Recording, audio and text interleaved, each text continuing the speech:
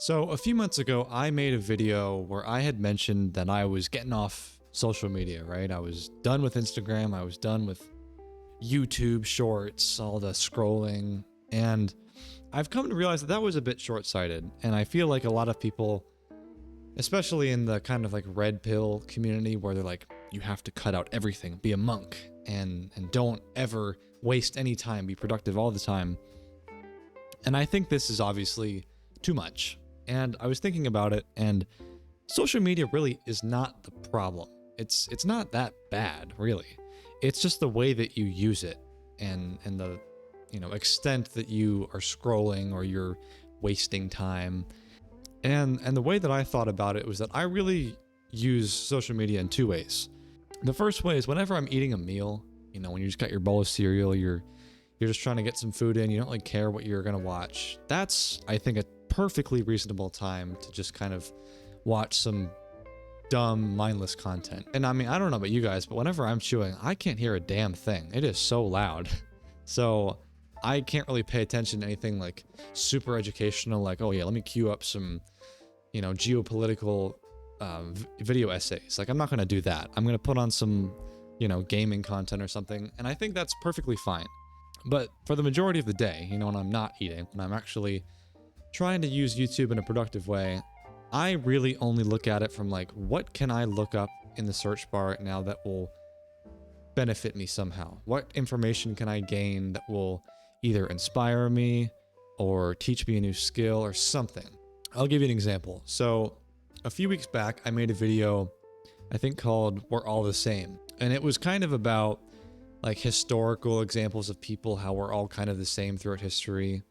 And I remember I was wanting to do a thing where I wanted the year to show up on screen of the example I was giving. So one example, I was talking about some fictitious Roman man. And so I wanted to put up like 50, BC or something on the screen, right?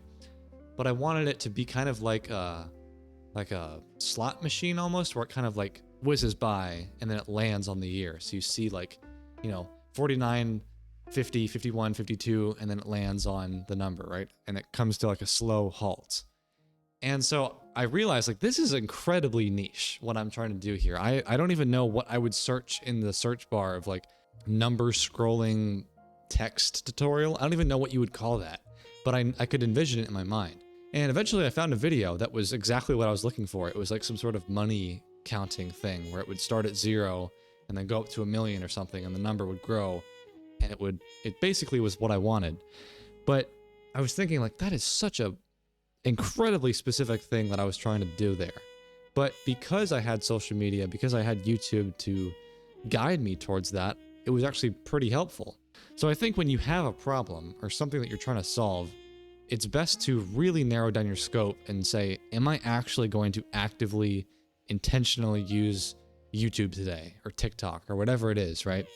Because then if you do that, then you're actually getting value out of the platform. And it's not just this mindless doom scrolling of, stupid reels that don't add any value to your life, Because after watching that tutorial, I actually walked away saying, okay, now in the future, I can do something with this. But obviously, that example I gave you was because I have put myself in a position of, a creator where you would need that kind of skill. But most people probably don't need to learn stuff like that. They don't probably feel the need to go out and learn some skill because they feel like their life is already complete. Like for the average person that has a normal job where you just show up and you don't need YouTube or you don't need some sort of educational platform to better your life, then it's a lot easier to justify like, oh yeah, I'll just watch some reels today, because like, why would I teach myself about Photoshop? It's not important to my life. And in that regard, I can't really argue with that. I do think that there is, a use and an application for kind of, the Mr. Beast kind of content that is literally just for entertainment. But if you feel like you are wasting your time, if you feel like what you're doing on social media is pointless, maybe try to put yourself in a situation like being a creator or anything where intentionally learning actually is useful. Maybe it's not creation, but maybe you want to be like a landscaper and you want to learn how to you know, trim a lawn effectively, or maybe you want to even just learn about anything that would be interesting to you, like Roman history, or, you know, I actually really enjoy the geopolitical channels like Real Life Lore, or Wendover Productions, right? Like the logistics of things. And I mean, it may not be a perfect example, because like, when am I actually going to apply the knowledge of how the logistics of an airport works? You know, probably not.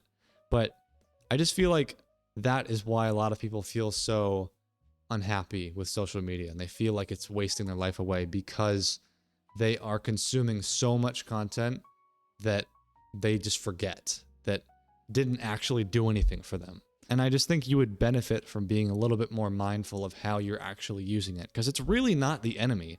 Social media is not this like devil that people make it out to be, where if you spend even 5 minutes scrolling Instagram, then you're just like a beta or something stupid, you know? And I also want to make the point that, you know, I am saying that I used to be of this mindset of Instagram's bad, YouTube shorts are bad, whatever it is, right? And now I'm kind of spouting the opposite, or at least, you know, a different perspective. And a lot of people will get their, you know, pants in a twist over the fact that people's opinions can change over time. And they're like, you're such a hypocrite because you used to say this and now you say that. And I mean, I don't think it's a revolutionary idea to say that people are not static and that you can change your mind. And maybe over these coming months and years, as I look back on the videos that I've made, I probably will change a lot of my opinions. And what I used to think was correct, maybe I'll have the completely opposite opinion when I'm 5 years older than I am now, right? Like, I used to have this opinion, and still kind of do, that retirement is an early death, and people that retire are just wasting their final years and just going to wither away as couch potatoes. And like, yeah, I mean, it's not great to be a couch potato for the end of your life, but I mean, you know, everyone needs a break at some point, and there's nothing wrong with retiring if that's what you want. So it's just, you know, things like that, where your opinion can change over time. And when I used to shit on social media all the time, and now I'm not as much, you know, it's okay if your opinion changes. And if anyone's giving you a hard time that you used to be like this and now you're not, and you're just a liar or a hypocrite, like, don't listen to them. It's perfectly fine to change your opinion about something. But that's about it. So I'll catch you later.